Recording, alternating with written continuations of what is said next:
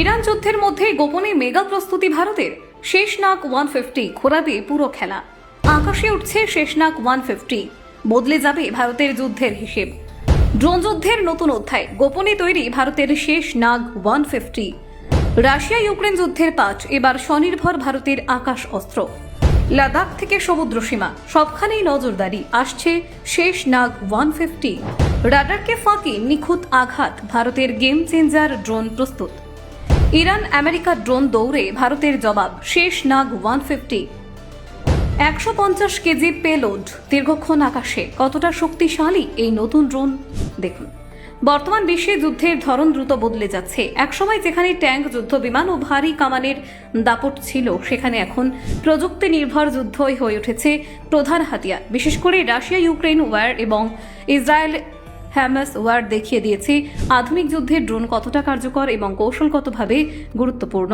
Drone এখন আর শুধু নজরদারির অস্ত্র নয়, বরং তা আক্রমণ, লক্ষ্য নির্ধারণ, এমনকি ইলেকট্রনিক যুদ্ধের ক্ষেত্রেও গুরুত্বপূর্ণ ভূমিকা নিচ্ছে। যুক্তরাষ্ট্র, ইসরায়েল এবং ইরানের মতো দেশগুলো বহুদিন ধরেই ড্রোন প্রযুক্তিতে বিনিয়োগ করেছে। ফলে যুদ্ধক্ষেত্রে দ্রুত সিদ্ধান্ত এবং নিখুঁত হামলা চালানো সম্ভব হচ্ছে। এই বৈশ্বিক প্রেক্ষাপটে ভারতও নিজস্ব ড্রোন শক্তি বাড়াতে উদ্যোগী হয়েছে। বিদেশি প্রযুক্তির উপর নির্ভরতা কমিয়ে দেশীয় গবেষণা এবং উৎপাদনের মাধ্যমে শক্তিশালী ড্রোন তৈরি করার লক্ষ্য নিয়েছে ভারত।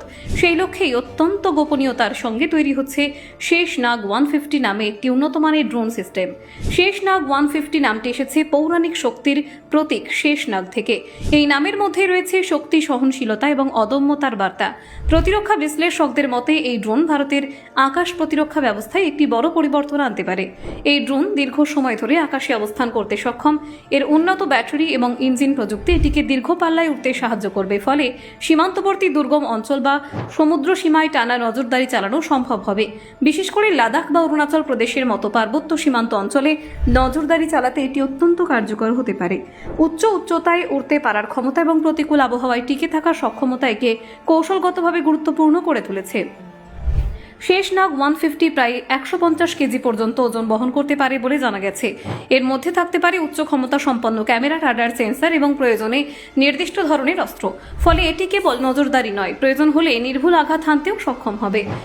বিশ্বজুড়ে ড্রোন ব্যবহারের ক্ষেত্রে ইরানের তৈরি সাশ্রয়ী ড্রোন যেমন আলোচনায় এসেছে, তেমনি আমেরিকার অত্যাধুনিক জেনারেল অ্যাটমিক্স MQ-1 প্রেডিক্টর বহু বছর ধরে সফলভাবে ব্যবহৃত হচ্ছে। ভারত এই দুই ধরনের কৌশলের সমন্বয়ে নিজস্ব প্রযুক্তি উন্নত করার চেষ্টা করছে। ড্রোন যুদ্ধের একটি বড় দিক হল রাডার এড়িয়ে চলার ক্ষমতা। শেষনাগ 150 এ বিশেষ লো সিগনেচার প্রযুক্তি ব্যবহার করা হচ্ছে বলে জানা গেছে, যা শত্রুপক্ষের রাডার এবং নজরদারি ব্যবস্থাকে ফাঁকি দিতে সাহায্য করবে। এর ফলে গোপন মিশনে এটি গুরুত্বপূর্ণ ভূমিকা নিতে পারবে। ভারতের প্রতিরক্ষা ক্ষেত্রে মেক ইন ইন্ডিয়া উদ্যোগের আওতায় এই প্রকল্প এগিয়ে চলেছে। ব্যুরো রিপোর্ট, অজানার দেশে।